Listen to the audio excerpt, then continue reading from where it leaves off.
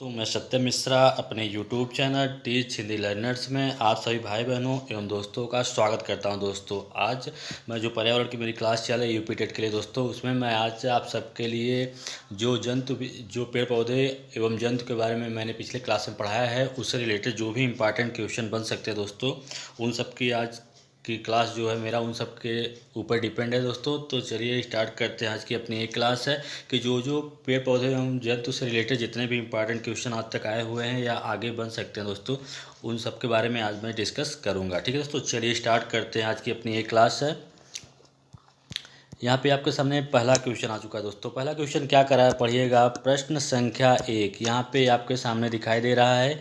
इस प्रश्न संख्या 1 में क्या पूछा है देखिएगा। जंतु जगत का जनक कौन है। जंतु जगत जो क्वेश्चन क्या करे, जंतु जगत का जनक कौन है या जंतु जगत के पितामह कौन है। ठीक है दोस्तों, क्या है इसमें ऑप्शन क्या दे रखा है। थियोफ्रेस्टस, अरस्तु, चार्ल्स डार्विन, लीनियस। तो जंतु विज्ञान का जनक दोस्तों कौन है, अरस्तु है। जंतु विज्ञान जो है उसके जगत के जनक दोस्तों कौन है, अरस्तु हैं उसके जनक। ठीक है दोस्तों, तो चलिए अगले क्वेश्चन में चलते हैं। अगला क्वेश्चन क्या करा है देखिएगा।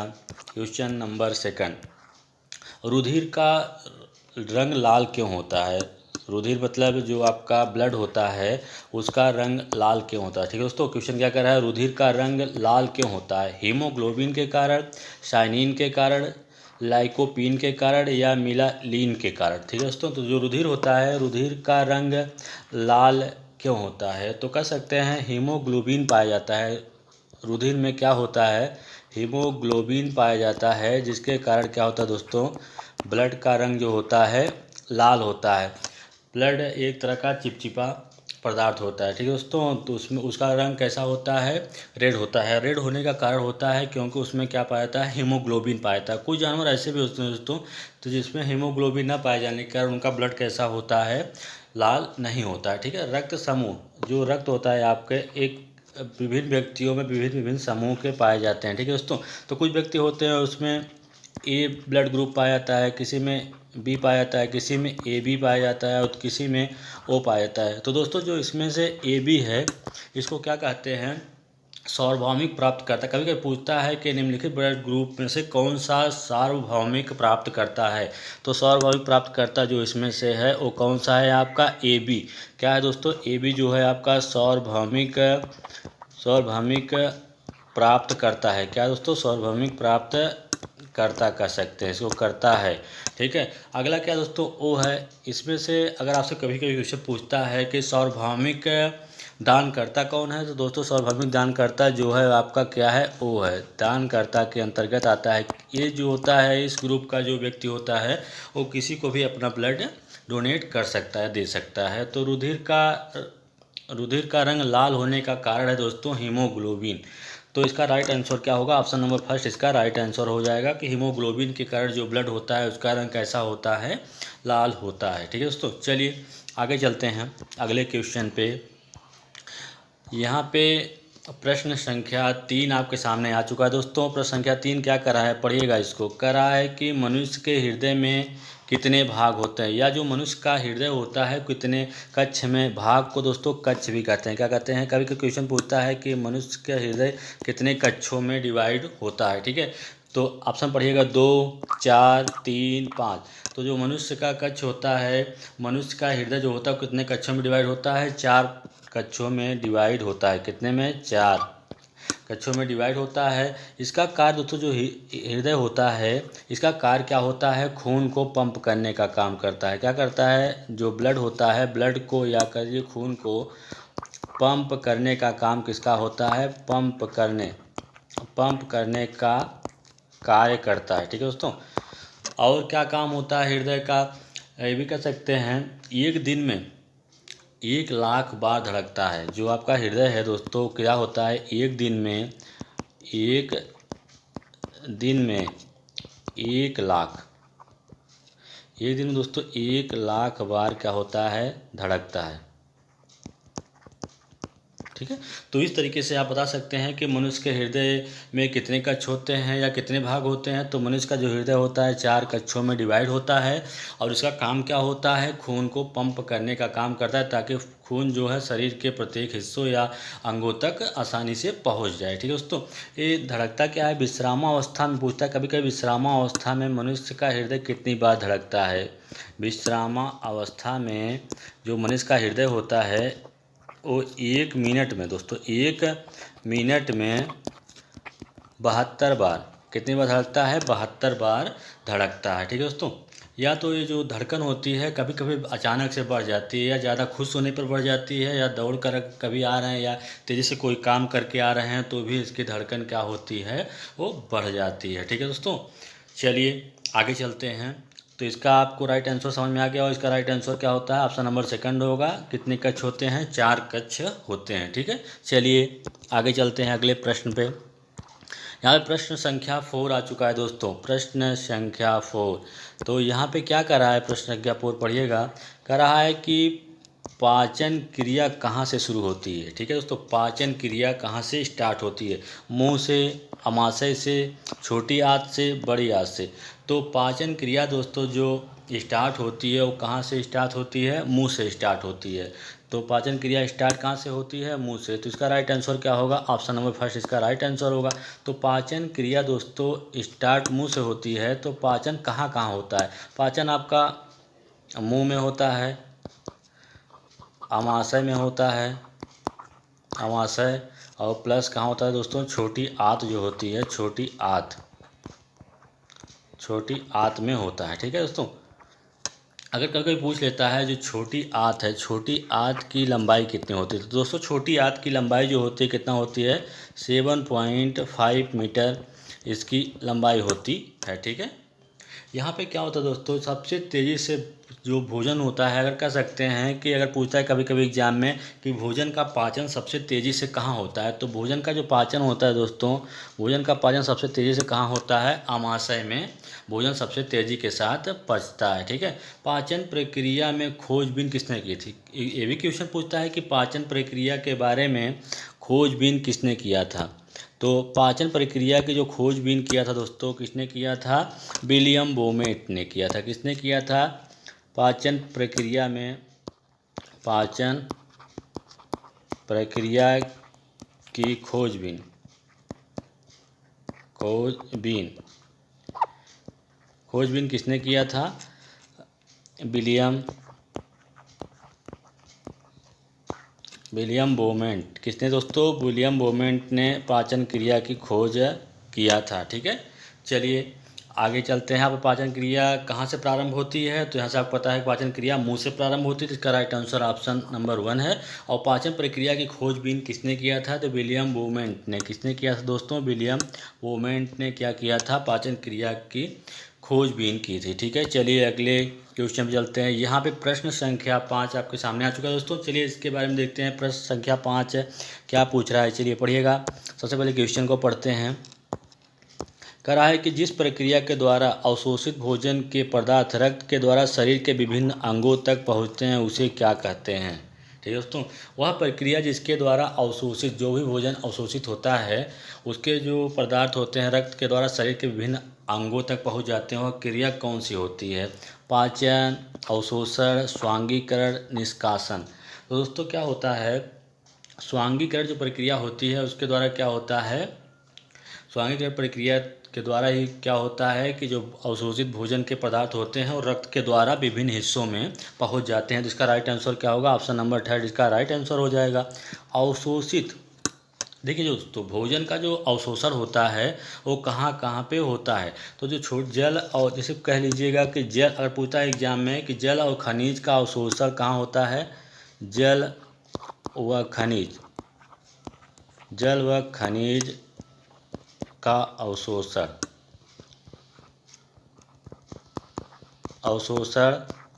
बड़ी आंत में होता है। जल और खनिज का अवशोषण दोस्तों कहाँ होता है? बड़ी आंत में जल और खनिज का अवशोषण होता है।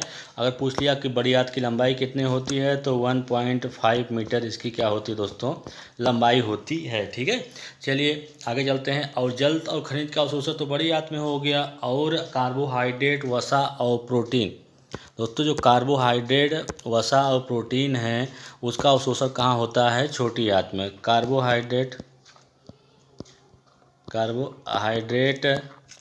प्रोटीन और वसा, कार्बोहाइड्रेट, प्रोटीन और वसा का अवशोषण दोस्तों कहाँ होता है? छोटी आंत में होता है। छोटी आंत कहाँ पे होता है? छोटी आंत में। छोटी आंत की लंबाई दोस्तों कितनी होती है? 7.5 मीटर इसकी लंबाई होती है। ठीक है दोस्तों, तो चलिए आगे चलते हैं। अगला क्वेश्चन क्या करा है पढ़िएगा। अगला क्वेश्चन करा है कि शरीर में ऊर्जा निर्माण के दौरान कौन सी गैस निकलती है। ठीक है दोस्तों, क्या क्वेश्चन नंबर 6 क्या करा है? प्रश्न संख्या 6 क्या करा है पढ़िएगा। करा है कि शरीर में ऊर्जा निर्माण के दौरान कौन सी गैस निकलती है? Nitrogen, oxygen, carbon dioxide, hydrogen. तो शरीर में दोस्तों ऊर्जा निर्माण के दौरान क्या होता है?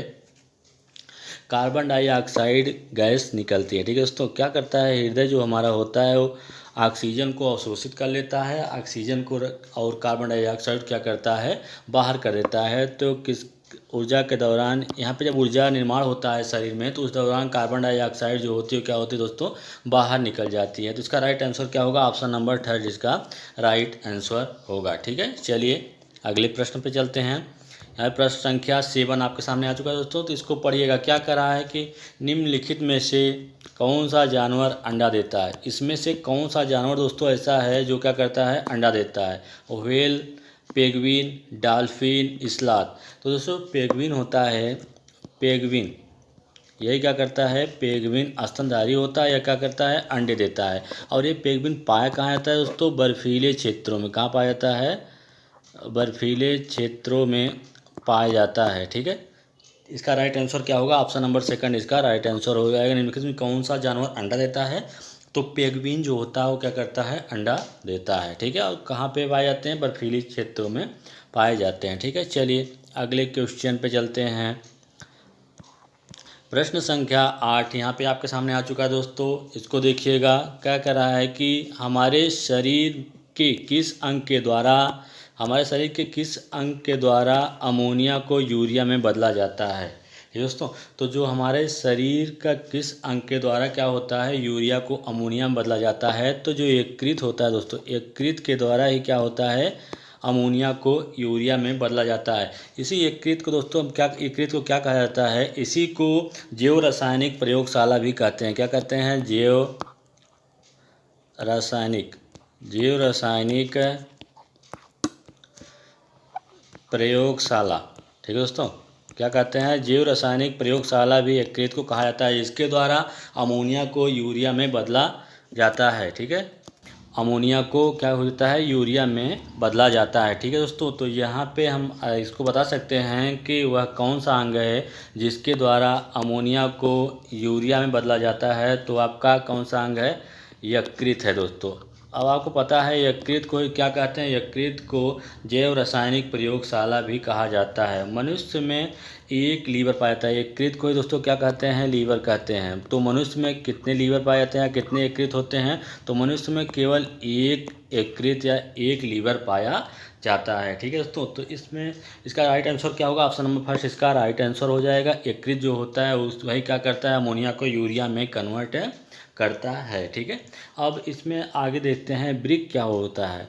ऑप्शंस भी देख लेते हैं दोस्तों। ब्रिक जो होता है, ब्रिक सबसे महत्वपूर्ण उत्सर्जन अंग क्या है? आपका ब्रिक होता है। ब्रिक को गुर्दा भी कहते हैं दोस्तों। जो ब्रिक होता है इसी को गुर्दा भी कहा जाता है। ठीक है, और इसकी साइज़ कितनी है दोस्तों? अगर पूछ लेता है कि जो ब्रिक होता है उसकी साइज़ कितनी होती है? इतना बड़ा राजमा की फली जो होती है उसके बराबर क्या होता है? गुर्दे की साइज होती है। ठीक है दोस्तों, क्या करता है? जब रक्त जो होता है आपका, जब रक्त गुर्दे में पहुंचता है तो गुर्दा जो होता है उसमें से उपयोगी और हानिकारक पदार्थों को अलग करता है। ठीक है दोस्तों, तो ये कह सकते हैं कि रक्त से हानिकारक या खराब पदार्थों को और अच्छे पदार्थों को अलग करने का जो काम होता है वो किसका होता है, वृक्क या गुर्दा का होता है। ठीक है, इसमें एक ऑप्शन और दिएगा फेफड़ा। दोस्तों फेफड़ा क्या होता है, फेफड़ा मनुष्य में 2 फेफड़े पाए जाते हैं। कितने पाए जाते हैं, मनुष्य में 2 फेफड़े पाए जाते हैं।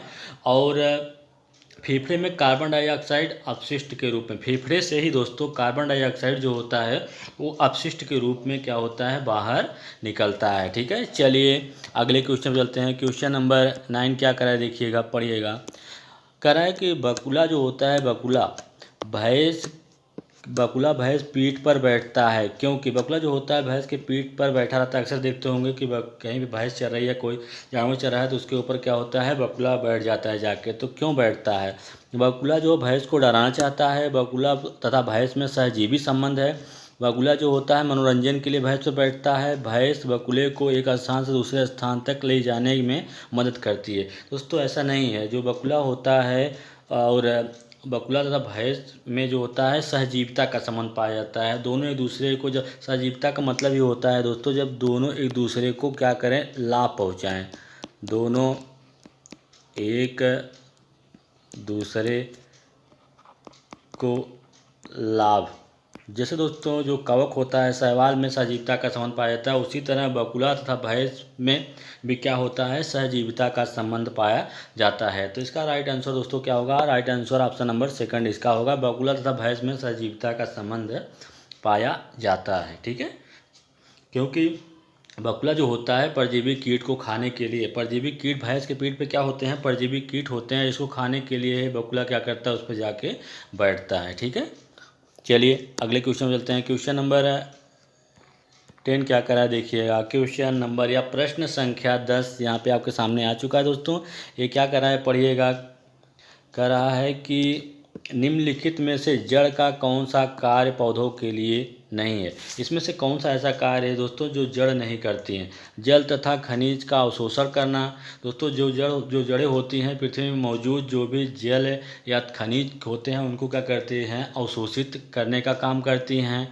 फिर सेकंड ऑप्शन क्या है, भोजन का भंडारण तथा भोजन को संचित करके रखती हैं और पौधों को सहारा भी प्रदान करती हैं। ठीक है, तो ह्यूमस उपलब्ध कराना, यही काम जो होता है वो पौधों की जड़ों का नहीं होता है। तो इसका राइट आंसर क्या होगा, ऑप्शन नंबर 3 इसका राइट आंसर हो जाएगा कि ह्यूमस जो होता है वो उपलब्ध नहीं कराती हैं। ठीक है, चलिए अगले क्वेश्चन में चलते हैं। यहाँ क्वेश्चन संख्या 11 आपके सामने आ चुका है, कह सकते हैं क्वेश्चन या प्रश्न संख्या 11 आपके सामने आ चुका है दोस्तों। चलिए इसके बारे में डिस्कस करते हैं, क्या कर रहा है पढ़िएगा प्रश्न को।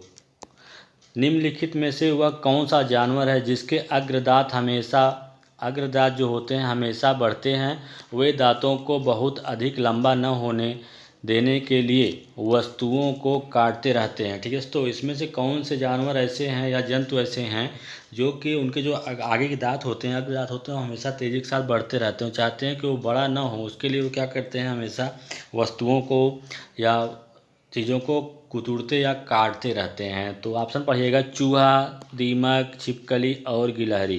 ठीक है दोस्तों, तो इसमें से जो राइट आंसर होगा वो ऑप्शन नंबर 4 होगा। गिलहरी जो होती है वो क्या करती है दोस्तों, गिलहरी वो देखते होंगे कि हमेशा क्या करती है कि चीज़ों को कुतरती रहती है, ताकि इसी के लिए कुतरती है ताकि वो जो आगे के दांत हैं वो उसके बड़े ना होने पाए। तो इसका राइट आंसर क्या होगा, ऑप्शन नंबर 4 इसका राइट आंसर होगा। ठीक है, चलिए प्रश्न संख्या 12 यहाँ पे आपके सामने आ चुका है दोस्तों। प्रश्न संख्या 12 पढ़िए, क्या करा है प्रश्न संख्या 12, करा है कि पंखुड़ियों के अंदर फूल के बीच में कुछ पतली पाउडर जैसी रचनाएं दिखाई देती हैं, जिन्हें कहते हैं। ठीक है, तो जो फूल होता है, फूल के अंदर देखते होंगे कि फूल के बीच में पतली पाउडर जैसी कुछ संरचनाएं दिखाई देती हैं, उन संरचनाओं को क्या कहते हैं।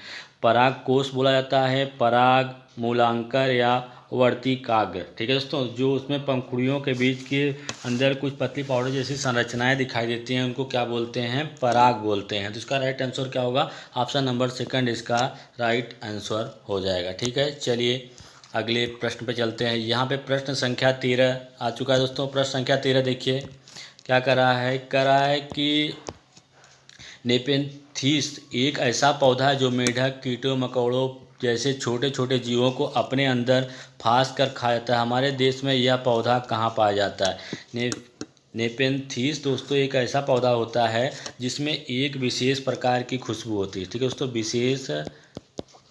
विशेष प्रकार की महक कह लीजिए या विशेष प्रकार की महक होती है, जिसके द्वारा ये क्या करता है कि कीटों को, छोटे छोटे जानवरों को अपनी तरफ आकर्षित करता है और उनको क्या करता है, उनको खा जाता है। क्या करता है? खा जाता है। तो ये जो नेपेंथिस होते हैं दोस्तों क्या होते हैं? मांसाहारी होते हैं। छोटे छोटे जीवों एवं पौधों को क्या कर देते हैं? उनका भक्षण करते हैं। तो ऐसे पौधे जो होते हैं दोस्तों कहाँ पे पाए जाते हैं? ऐसे पौधे अरुणाचल प्रदेश, मेघालय, असम, उड़ीसा। तो ये कहाँ पाए जाते हैं दोस्तों? ऐसे पौधे मेघालय में पाए जाते हैं। तो इसका राइट आंसर क्या होगा? ऑप्शन नंबर सेकंड इसका राइट आंसर होगा। ठीक है, चलिए अगले प्रश्न पे चलते हैं। यह प्रश्न संख्या दोस्तों आपके सामने 13 है और आज का लास्ट प्रश्न है। ठीक है दोस्तों, यह क्या कर रहा है कि दूध के दांत कितने होते हैं? ठीक है दोस्तों, मनुष्य जो होता है उसमें दूध के दांत कितने होते हैं? कितने होते हैं भैया दूध के दांत? दूध के दांत तो 20 होते हैं। ठीक है दोस्तों, कितने होते हैं? 20 होते हैं। इसका राइट आंसर क्या होगा? ऑप्शन नंबर सेकंड इसका राइट आंसर हो जाएगा। ठीक है दोस्तों, दांत क्या होता है? दांत जो होता है आपका, दांत का काम क्या होता है? भोजन को काटना, पीसना तथा चबाना। क्या काम होता है कि भोजन को काटने का काम करता है, भोजन को काटने,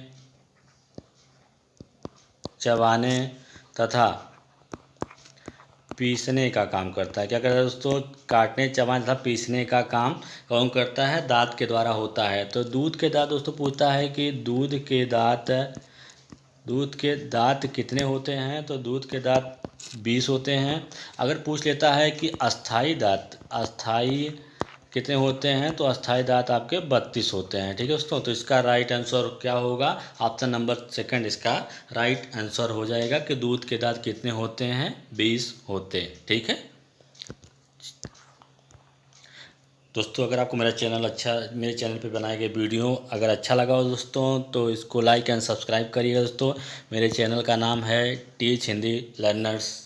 थैंक यू दोस्तों, आज का मेरा क्लास यहीं पे समाप्त होता है। ठीक।